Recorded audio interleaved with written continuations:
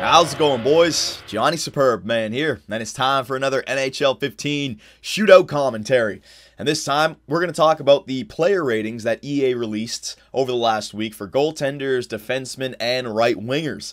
Of course, a topic like this is going to spark a lot of controversy. A lot of fanboys out there saying, no, my player should be on there, my player should be on there. So, we'll go through this. I'll give you guys my opinions. And we'll start off with goaltenders. Number 10, Frederik Andersen. Number 9, Semyon Varlamov. Number 8, Corey Schneider. Number 7, Sergei Bobrovsky. Number 6, Braden Holtby. Big boost right there. Number 5, Pekka Rinne. Number 4, Tuukka Rask. Number 3, Jonathan Quick. Number 2, Henrik Lundqvist. And number 1, the best goaltender in NHL 16, the man, Carey Price. And I certainly wouldn't disagree with number 1. But, you know, when you look at this list, you notice 2 goaltenders who are not here that I think could definitely be there, especially considering Semyon Varlamov is in there. No Ben Bishop or no Corey Crawford, my God. I mean, Ben Bishop, sure, it's been recent for him. He's only been doing this recently, right? Create a game session. But Corey Crawford, a 2-time Stanley Cup winner?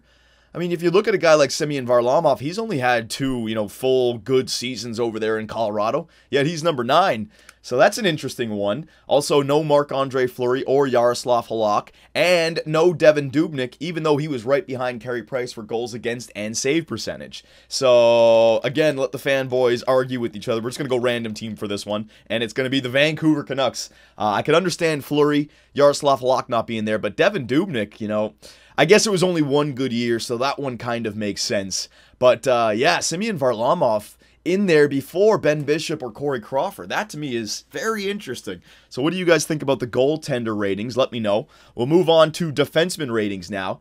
Number 10, Alex Pietrangelo. Number 9, Roman Josi. Number 8, Ryan McDonagh. Number 7, Victor Hedman. Number 6, PK Subban. Number 5, Erik Karlsson. Number 4, Ryan Suter. Number 3, Drew Doughty. Number 2, Duncan Keith. And number 1, the best defenseman in NHL 16, Shea Weber, 94. Now, this one was a tough one because they threw right defenseman and left defenseman into the same pool, and there was a lot of defensemen that they left out that definitely could be a lot of teams' number 1 defenseman. I mean, there's no Mark Giordano, and that's a tough one to swallow. But when you look at number 10 and it's Alex Pietrangelo, you can kind of make sense out of it, but still, that one's a tough one to swallow for Calgary Flame fans. And when you look at Erik Karlsson and PK Subban, 5 and 6, I mean, no doubt these guys are offensively gifted defensemen, but it seems like overalls are jacked because of offensive stats, man, and I'm okay with that. But to have, no Dennis Wideman, who was 4th in the NHL for points last year, John Carlson, 5th for defenseman in points, Chris Letang, 7th, right? So, if it's just going off of points and offensive output for guys like Karlsson and Subban, why aren't these guys up there? There's also no Oliver Ekman-Larsson, who had the most goals as a defenseman last year in the NHL. No Nicholas Kronwall, right? So, again, I believe that PK Subban and Erik Karlsson should be on this list, but it does seem like, offensively gifted players are definitely given a boost in this game. And also, Ryan McDonagh after PK Subban and Karlsson. I don't know about that. You got McDonagh, Hedman, Subban, and Karlsson, 5, 6, 7, and 8. And out of those 4, it's tough to pick a best. And Ryan McDonagh, by EA Sports' standards, is clearly number 4 out of that small list, right? So that one's a tough one. But again, like I said, the defenseman pool was so jam-packed, it's going to be tough any way you slice it to get 10 guys out of there. We'll go with Eddie Lack. One more performance for the Vancouver Canucks. And then we got the right wingers. Let me know what you guys think about the defensemen. And then we got the right wingers. Number 10, Jiri Hudler. Number 9, Kyle Okposo. Number 8, Blake Wheeler. Number 7, Rick the Dick Nash. Number 6, Phil Kessel. Number 5, Marian Hossa. Number 4, Jacob Voracek. Number 3, Vladimir Tarasenko. Number 2, Patrick Kane, and the best right winger in NHL 16, number 1, Corey Perry. All right, so this one I actually do agree with. We'll get into the right wingers afterwards because, like I said before, with the offense, there was a lot of offensively gifted right wingers that were left out of here, right? So we'll get into this in a second here. Shootout commentary between the Detroit Red Wings, Vancouver Canucks, Dirty Birdie, baby, hell yeah. The Dirty Birdie works again, Pavel Datsyuk. Yeah, you know what? He did the little Datsyuk move. There was actually a little bit of room there. Magic hands. Come on now, Datsyuk. You're better than that. All right, here we go. Alexander Burrows. Careful now. Don't bite him. What do we want to do? Let's do a 10-hole. Here we go. 10-hole. No, that's not a 10-hole. God. That's not it. I angled myself the wrong way.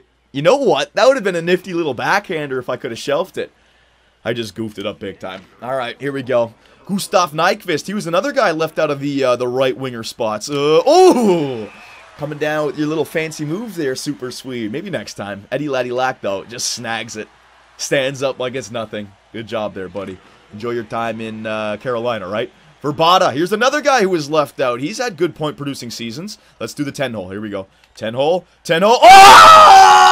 Oh! All right. Wasn't exactly the move I wanted. What are you doing there, Jimmy Howard? Close your damn legs. What is this, a fish market? What is it, Tuna Tuesdays? How did that get through? God damn, what a great goal.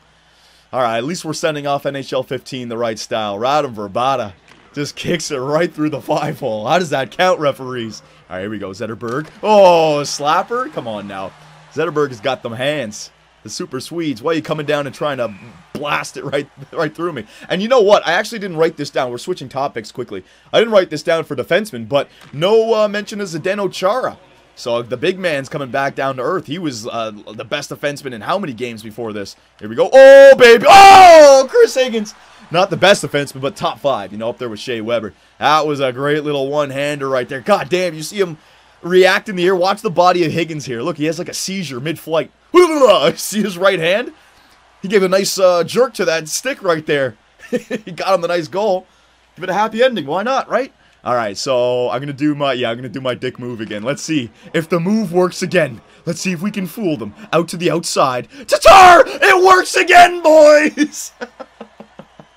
And the Vancouver Canucks beat the Detroit Red Wings in convincing fashion. All right. So let's continue this with the right wingers.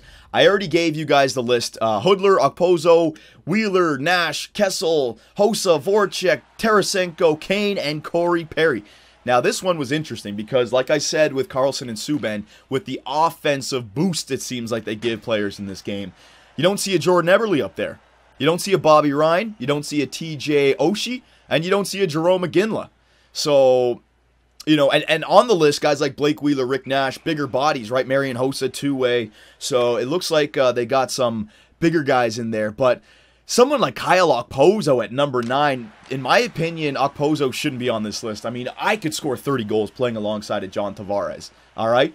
My grandmother could freaking score 50 goals playing alongside John Tavares. I mean, Jesus. I'll take Wayne Simmons or Brendan Gallagher over Okposo any day, right? So for Okposo to be up there at number 9, I don't know. I just don't agree with that. And also, how the hell is Vladimir Tarasenko the 3rd best right wing in the NHL right now?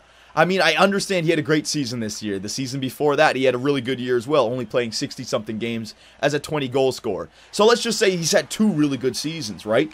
So does he deserve to be in this list? Okay, sure. But number 3, ahead of Jacob Voracek, ahead of Marian Hossa, ahead of Phil Kessel and Rick Nash? All right, I can understand Phil Kessel maybe. All right, Phil had a bad year. But Rick Nash? I mean, Jesus, man. If it's all just about points, and that's the reason their overalls are up there, then what about a guy like Nikita Kucherov? He had a great year this year with Tampa Bay.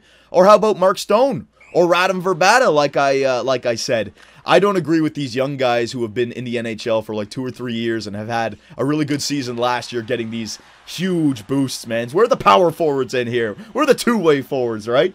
But, you know, it is what it is. And when you look at the list, Phil Kessel at number 6, yeah, that makes sense. Like I said, Phil didn't have the greatest year last year. I don't agree with Vladimir Tarasenko. I don't agree with Kyle Okposo. Hudler, Wheeler deserve to be there. Patrick Kane at number 2, and the good news is that EA put Patrick Kane in this, so as of right now, Kane is still in the game. I hope he's in the game, man. I hope it's all just bullshit. I really do. He's way too good of a player to be squandered, right? Oh, I hope it's all bullshit. And of course, number 1, and this is what I really agree with, Corey Perry, number 1 for sure. Guy's got a big body, he proved it in the playoffs. He's got the offensive talent, but he's got some grit, and he's a gamer as well. The little things that he does, like putting the water in Jeff Carter's glove and making Marian Hossa drop his stick or stuff like that, you know. I just like that gamesmanship from Corey Perry, so I agree with him being number 1.